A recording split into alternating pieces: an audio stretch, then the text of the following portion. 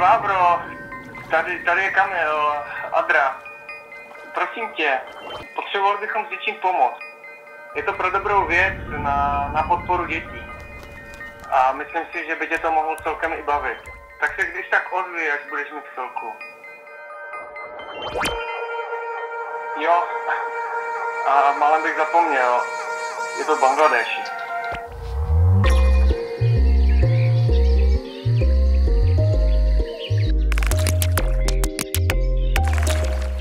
A takhle nějak jsme se ocitli v Bangladeši.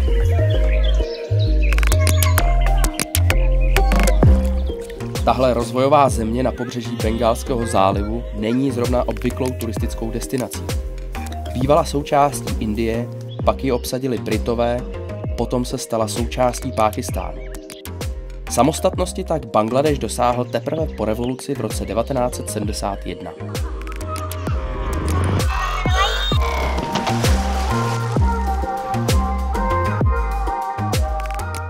Naším úkolem tu bude upádlovat na kajaku 121 km po řece Ganze a podpořit tak sbírku pro 121 místních dětí, které pomoc potřebují.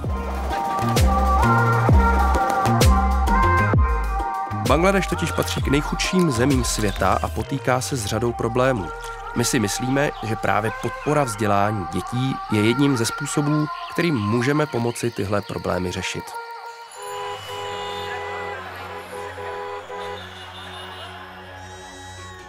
Naší cestu po Bangladeši ale nezačínáme v idylickém prostředí bengálského venkova.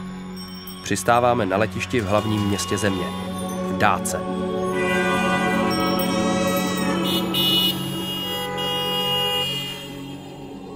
Tohle není Bali ani Phuket, tohle je prostě Bengálsko. Úplně jiná Asie než ta z propagačních letáků cestovních kanceláří. Špína, smog, chaos a nekonečné davy lidí. V celém Bangladéši, který je zhruba stejně veliký jako předválečné Československo, žije 170 milionů obyvatel. Zhruba o 30 milionů víc než v současném Rusku. A důsledky přelidnění jsou tu vidět a popravdě také cítit doslova na každém kroku. Poddimenzované a nekvalitní školství, chybějící zdravotní a sociální systém, zaostalá infrastruktura nebo třeba absolutně nezvládnuté odpadové hospodářství. To díky němu a díky chybějícímu vzdělání většiny obyvatel místní ulice i řeky doslova přetékají bordelem.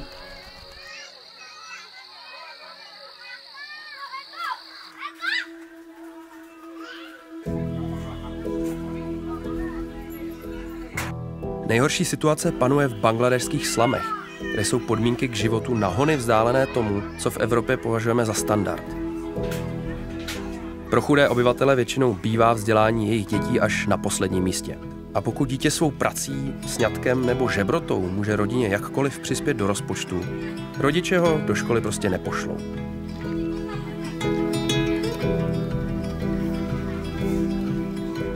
Jedním z takových míst je právě Chalantika, slam, který byl hlavním důvodem naší cesty. Místním obyvatelům a hlavně dětem se tu snaží pomáhat vzdělávací centrum Chalantika, které už skoro 10 let provozuje humanitární organizace ADRA za přispění českých dárců.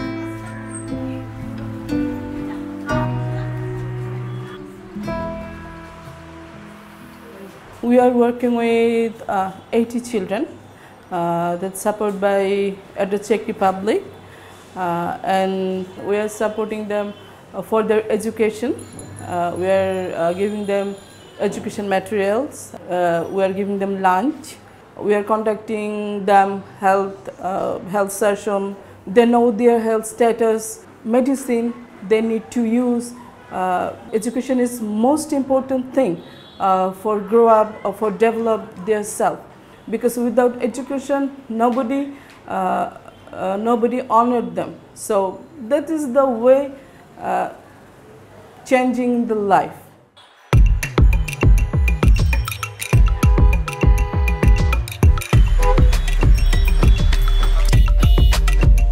Dáka upřímně nepatří mezi místa, kde byste se chtěli zdržet déle, než je nezbytně nutné, a tak konečně vyrážíme vstříc naší misi. Necháváme za sebou veškerý ruch velkoměsta a míříme na venkov.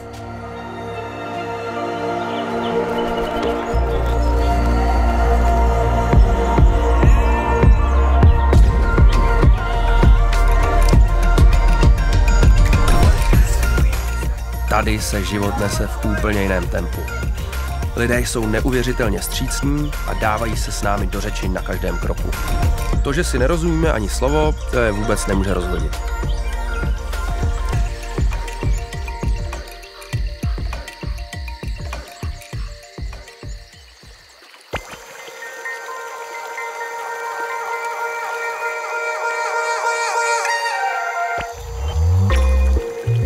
Ráno přijíždíme k řece. Ganga je už v těchto místech postílena vodami řeky Brahmaputry, která se do ní vlévá jen několik kilometrů proti proudu. Její šířka se tady na dolním toku pohybuje mezi 5 a 10 kilometry. Díky všudy přítomnému smogu tak častokrát ani nedohlédneme na její druhý břeh.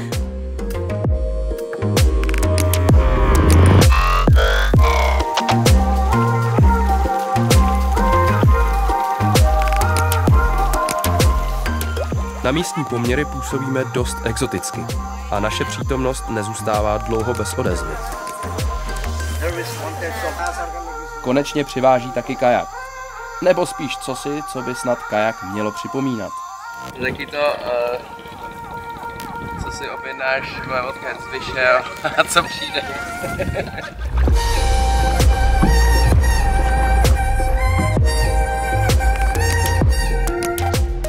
Ukázalo se totiž, že sehnat tady v Bangladeši kajak, který by se aspoň podobal tomu, na což jsem zvyklý z domova, není úplná samozřejmost.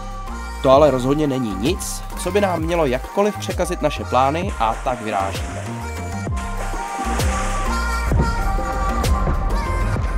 Máme před sebou 121 km a 5 dní pádlování.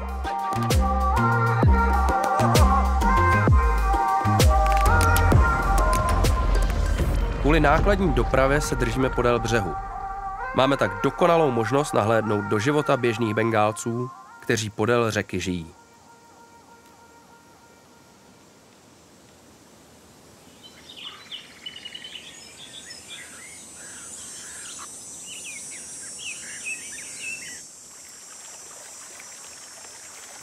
Tak druhý den na vodě, naplánuje nějakých 50 km, tak snad to zvládnu. Těším se.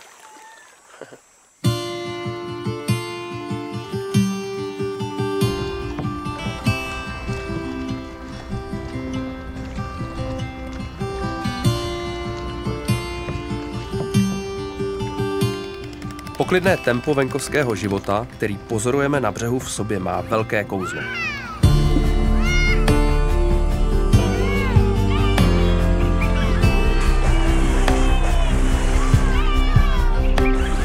Místa jako je tohle ještě nestihla poznat organizovaný turismus, a tak jsme pro většinu místních prvními cizinci, které kdy viděli.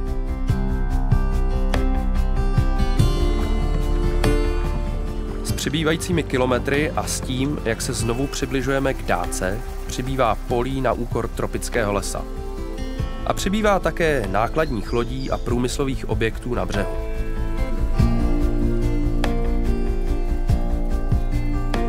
Na konci druhého dne naší plavby kotvíme na jednom z předměstí Dáky, abychom nabrali síly, doplnili zásoby a zhodnotili první 2 dny.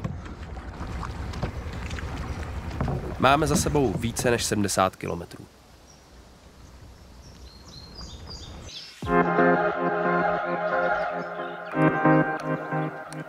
Dříve než vyrazíme dál, máme v plánu navštívit jednu z místních cihelen a podívat se, jak v praxi vypadá tohle tradiční bengálské řemeslo.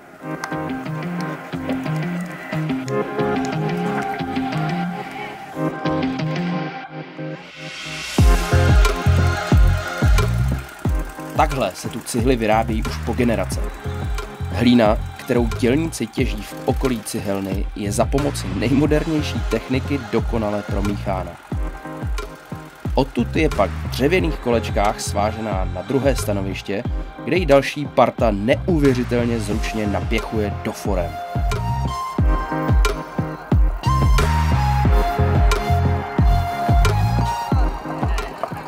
Každý z dělníků je schopen tímto způsobem připravit 11 cihel za minutu.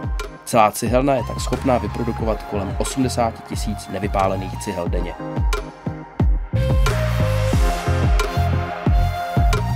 Tyto stále ještě nevypálené polotovary se nechají několik dní vyschnout na slunci. Teprve pak jsou znovu naloženy a odvezeny do samotné pece. Cihly jsou poskládány v několika vrstvách a celá pec je následně zakryta provizorní střechou.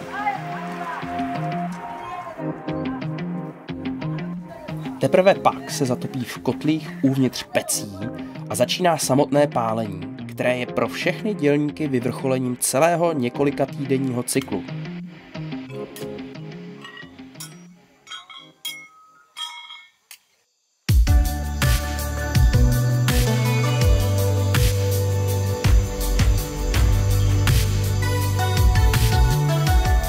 Třetí den ráno se rozhodujeme odpojit z hlavního toku řeky Gangy a vplouváme do jednoho z jejich postranních ramen.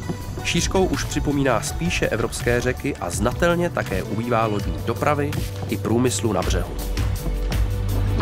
Máme za sebou nějakých 12 km dneska. Je to pomalejší proud, protože jsme v takovém rameni Gangy. Sice je to rameno větší než Dunaj, ale je to prostě menší a je to takový příjemnější. No. Jsou tady spousta proudů, je to pomalejší, takže náročnější, ale když pak má člověk k dispozici tohle, tak to je prostě paráda.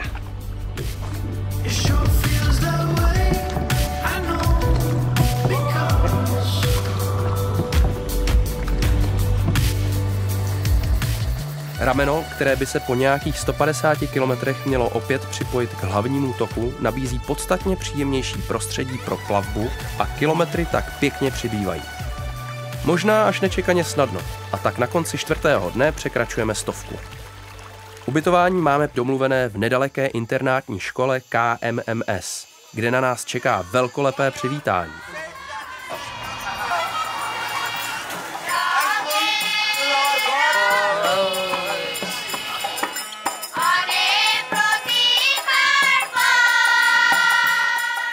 Celá škola, včetně sboru, nastoupená v plné parádě s kapelou a tanečnicemi.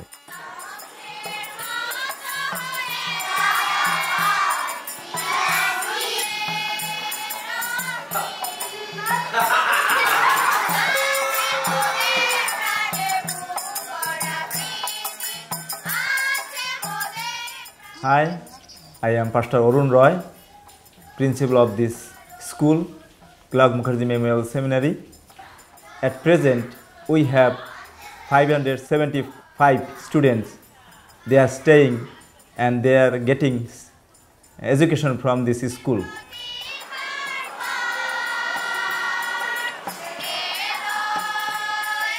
Studenti se každý den kromě teoretické výuky v učebnách věnují také praxi. Obděláváním polí a zahrad na pozemcích školy nebo tím, že pomáhají s přípravou jídel v kuchyni, se tak studenti mají možnost podílet na chodu školy a hlavně osvojit si praktické dovednosti, které se jim v životě můžou hodit. No a my přijímáme pozvání do místní školní kuchyně, kde zrovna vrcholí přípravy oběda.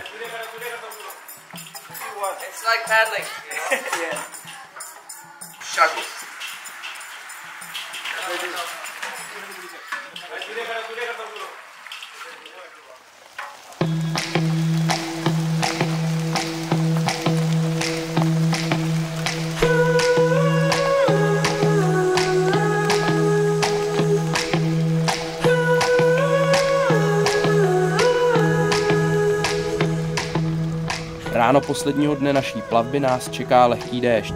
To ale určitě není nic, co by mělo jakkoliv měnit naše plány. Do cíle to máme necelých 20 kilometrů. Poslední den nám navíc připravil ještě jedno nečekané zpestření. Zcela neplánovaně totiž narážíme na závod místních dračích lodí. Každá ze zúčastněných lodí reprezentuje jednu z vesnic a o tom, že se jedná o vysoce prestižní událost, svědčí stále rostoucí počet diváků podél řeky i na její hladině. Po takovém pádlování v poklidném vesnickém rytmu a jsme se dostali tady na místo, kde jsou závody v jakýchsi dračích lodí. V těch největších lodích asi 60 lidí a kolem toho je šílený bordel, podle mě třeba tady 10 000 lidí na břehu.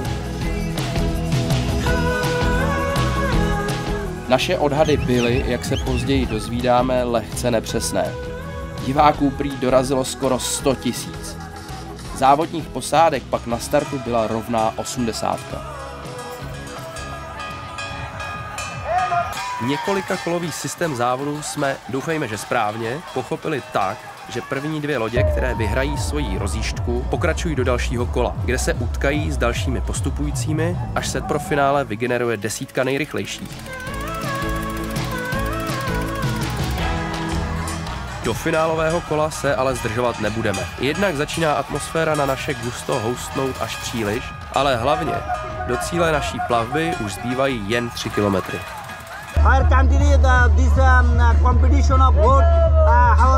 Rychlý rozhovor místní televizní stanici a vplouváme do pomyslné cílové rovinky.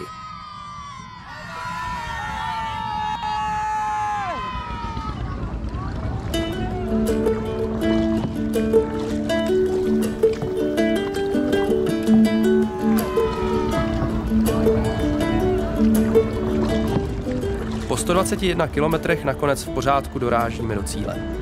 Trochu unavení, trochu špinaví, ale plní zážitku a zajímavých postřehů. A hlavně s pocitem, že jsme tím pomohli dobré věci.